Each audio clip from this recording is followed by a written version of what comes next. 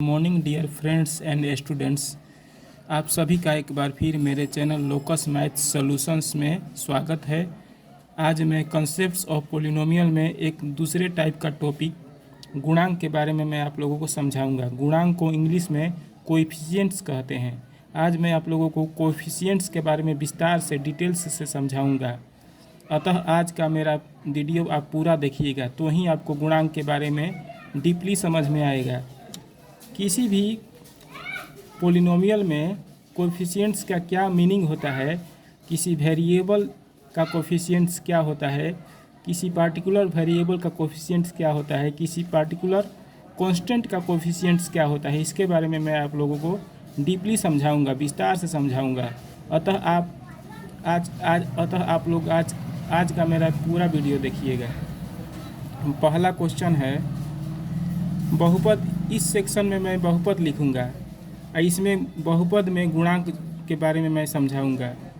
ठीक, ध्यान से देखिएगा। पहला क्वेश्चन है 2x² + 3x + 7। इसमें x² का गुणांक मतलब x² का कोफिशिएंट क्या है यह बताना है। तो x² का कोफिशिएंट, ध्यान से इसको देखिए। x² के साथ किस अचर का गुणा हुआ है? तो 2 का गुणा हुआ है।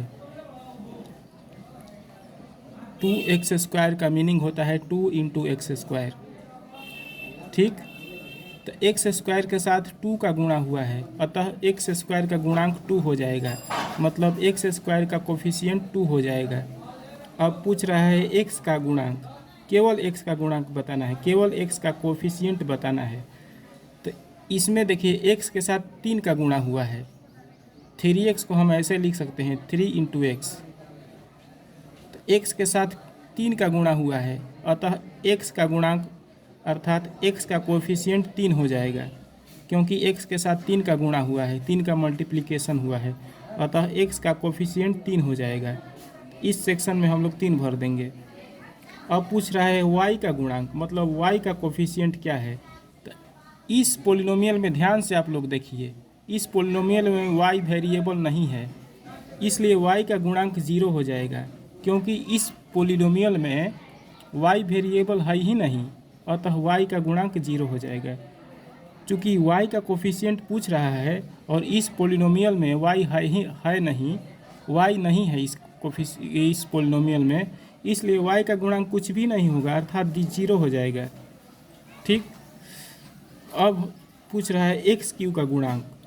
तो ध्यान से आप लोग देखिए, इस पोलिनोमियल में x³ है नहीं, इस पोलिनोमियल में x³ नहीं है, अतः x³ का कोफिशिएंट 0 हो जाएगा, क्योंकि x³ इसमें है ही नहीं, इसी कारण से x³ का कोफिशिएंट 0 हो जाएगा।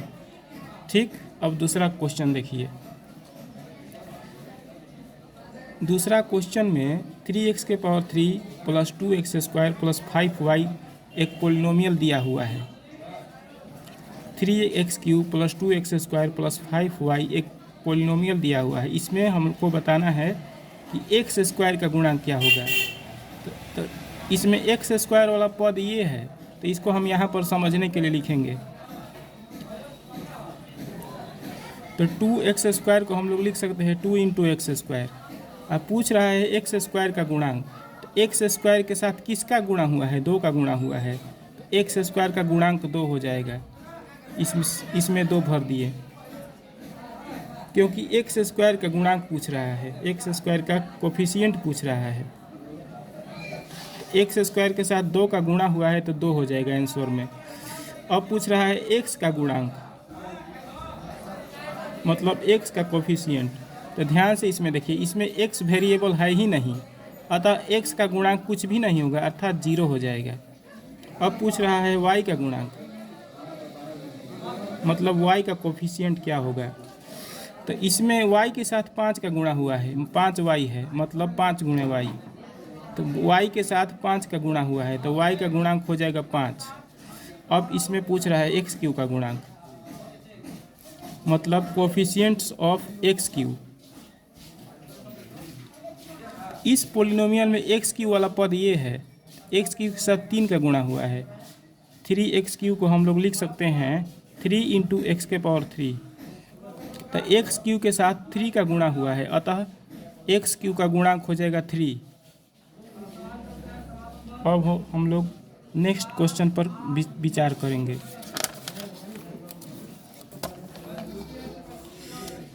अब नेक्स्ट क्वेश्चन है बहुपद मतलब पोलिनोमियल 5x के power 4 minus 3x square plus 5xy plus 2x plus 3 में x के पावर 4 का गुणांक मतलब कोफिशिएंट ऑफ x के पावर 4 क्या होगा बताना है।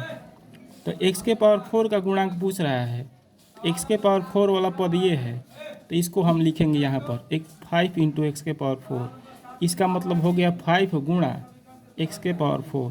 तो x के पावर 4 का कोफिशिएंट पूछ रहा है, तो x के पावर 4 के साथ 5 का गुणा हुआ है, तो x के पावर 4 का कोफिशिएंट हो जाएगा 5, क्योंकि x के पावर 4 के साथ 5 का गुणा हुआ है, इसलिए इसका कोफिशिएंट x के पावर 4 का कोफिशिएंट 5 हो जाएगा, मतलब x के पावर 4 का गुणांक 5 हो जाएगा। ठीक, अब एक्स वाई का गुणांक मतलब कोफिशिएंट ऑफ एक्स वाई पूछ रहा है, तो इसमें एक्स वाई वाला पद ये है, चूँकि एक्स वाई का गुणांक पूछ रहा है मतलब कोफिशिएंट ऑफ एक्स वाई पूछ रहा है, तो हम लोग इसमें एक्स वाई वाला टर्म खोजेंगे। एक्स वाई वाला टर्म इधर दिया है, तो इसको यहाँ पर उतार लेंगे समझने के लिए। पूछ रहा है एक्स वाई का गुणांक मतलब एक्स वाई के साथ किसका गुणा हुआ है, तो हम लोग इसको लिख सकते हैं 5 इंटू एक्स वाई,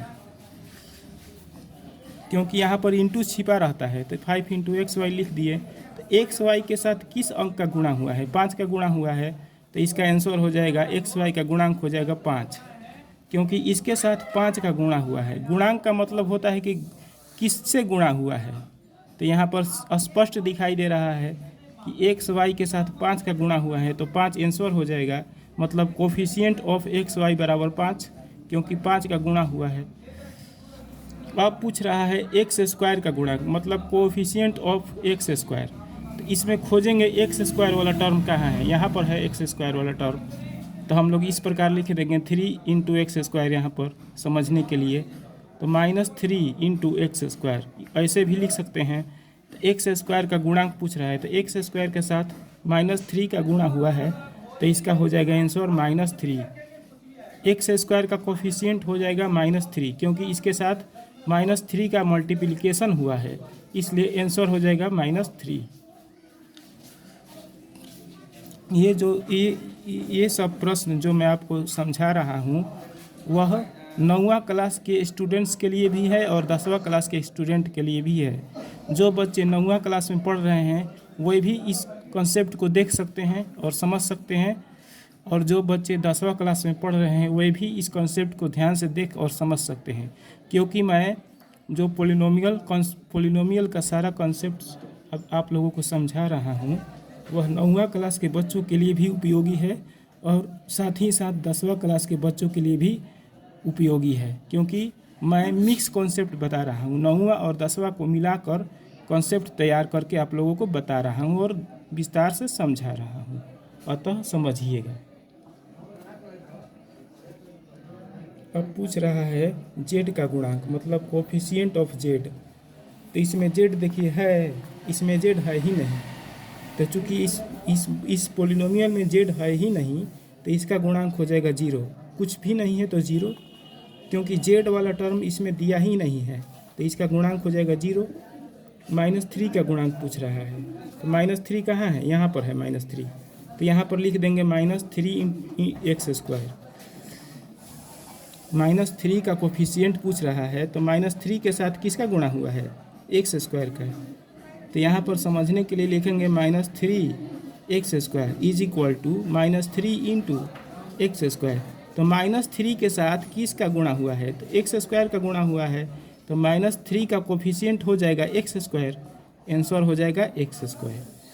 ठीक, वाई का गुणांक पूछ रहा है, तो ध्यान से देखिए इस पोलिनोमियल में वाई है, जी हाँ वाई यहाँ पर है, दिखाई दे रहा है 5xy, इसको हम लिख सकते हैं 5x इंटू वाई, तो y का कोफिशिएंट हो जाएगा 5x, क्योंकि y के साथ 5x का मल्टीप्लिकेशन हुआ है, इसलिए y का कोफिशिएंट पूछेगा तो 5x आंसर हो जाएगा। तो 5x आंसर हो गया। अब पूछ रहा है r का गुणांक। तो इस पोलिनोमियल में ध्यान से आप लोग देखिए, r वाला टर्म है, तो ध्यान से देखने पर पता चलेगा कि r वाला एक भी टर्म इसमें नहीं है। तो r का गुणांक 0 हो जाएगा, क्योंकि इस पोलिनोमियल में r वाला टर्म का एग्जिस्ट नहीं है, r वाला टर्म मौजूद नहीं है, इसलिए r वाला टर्म का गुणांक कुछ भी नहीं होगा, अर्थात 0 हो जाएगा। अचर पद पूछ रहा है, मतलब कांस्टेंट टर्म पूछ रहा है। अचर पद पूछ रहा है मतलब कांस्टेंट टर्म क्या है। तो इसमें बिना वेरिएबल वाला टर्म क्या है, बिना चर वाला टर्म क्या है। तो बिना चर वाला टर्म 3 है, क्योंकि 3 के साथ न तो x का गुणा हुआ है न तो y का, मतलब 3 के साथ किसी भी चर का, किसी भी वेरिएबल का गुणनफल नहीं हुआ है, अतः यह कांस्टेंट टर्म अर्थात अचर पद कहलाएगा। तो अचर पद हमारा हो जाएगा 3, अचर पद हो जाएगा हमारा 3। आंसर, सबका आंसर आ गया। आई होप आप लोगों को समझ में आ गया होगा। अब एक और क्वेश्चन आप लोगों को समझा रहा हूँ विस्तार से समझने के लिए, ध्यान दीजिएगा।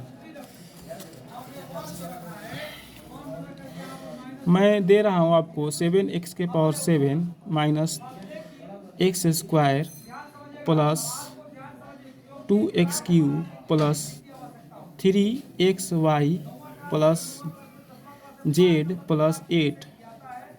इसमें मैं पूछ रहा हूँ x⁻7 का कोफिशिएंट, x⁻7 का गुणांक। x⁻7 का कोफिशिएंट क्या हो जाएगा। x⁻7 वाला टर्म यहाँ पर है, तो लिखेंगे ऐसे समझने के लिए 7x⁻7, इसको ऐसे हम लोग लिख सकते हैं 7 × x⁻7। x⁻7 का कोफिशिएंट मतलब x⁻7 का के साथ चूँकि 7 का गुणा हुआ है, तो इसका कोफिशिएंट हो जाएगा 7। अगर यहाँ पर 8 रहता तो यहाँ पर 8 आंसर आता है, यदि यहाँ पर 9 रहता तो यहाँ पर 9 आंसर आता है। ठीक, अब मैं पूछ रहा हूँ x² का गुणांक। x² वाला टर्म यहाँ पर है, तो इसको हम ऐसे लिखेंगे x² माइनस में, इसको ऐसे भी हम लोग लिख सकते हैं -1 × x²। गुणा करिएगा तो इतना आ जाएगा। तो चूँकि x² का कोफिशिएंट पूछ रहा है, तो x² के साथ -1 का गुणा हुआ है, इसलिए इसका आंसर हो जाएगा -1। x² का गुणांक हो जाएगा -1, क्योंकि गुणा हुआ है इसके साथ। x² के पीछे कुछ भी नहीं है तो 1 है, जब कुछ भी नहीं होता है तो 1 होता है, माइनस है तो माइनस लगा दिए। अब मैं पूछूंगा 3xy का गुणांक। xy यहाँ पर है ना, तो xy के साथ किस अंक का गुणा हुआ है, 3 का गुणा हुआ है, तो इसका आंसर आ जाएगा 3। मैं पूछूंगा z का गुणांक। तो z के साथ किसका गुणा हुआ है, कुछ z के साथ किसी भी अंक का गुणा नहीं हुआ है। तो जब किसी भी अंक का गुणा नहीं दिखाई देता है तो 1 रहता है, वहाँ पर हम लोग z को ऐसे लिख सकते हैं 1 × z। 1 में z से गुणा करिएगा तो z आ जाएगा, यानी कि इस तरह से हम लोग लिख सकते हैं, अर्थात z के साथ 1 का गुणा हुआ है तो 1 आंसर आ जाएगा। अब मैं पूछूंगा अचर पद क्या है। अचर पद माने कांस्टेंट टर्म क्या है, तो कांस्टेंट टर्म हो जाएगा 8, क्योंकि 8 के साथ किसी भी वेरिएबल का गुणा नहीं हुआ है, 8 के साथ किसी भी वेरिएबल का मल्टीप्लिकेशन नहीं हुआ है, अतः कांस्टेंट टर्म हो जाएगा, अचर पद हो जाएगा 8। अब मैं पूछूंगा कि 2 का गुणांक क्या है। तो देखेंगे आप लोग 2 का गुणांक मैं पूछूंगा तो देखेंगे आप लोग कि 2 के साथ किसका गुणा हुआ है, तो 2 के साथ x⁻3 का गुणा हुआ है, तो 2 का कोफिशिएंट हो जाएगा x⁻3। आज मैं इतना ही रहने दे रहा हूँ, आज के लिए इतना ही।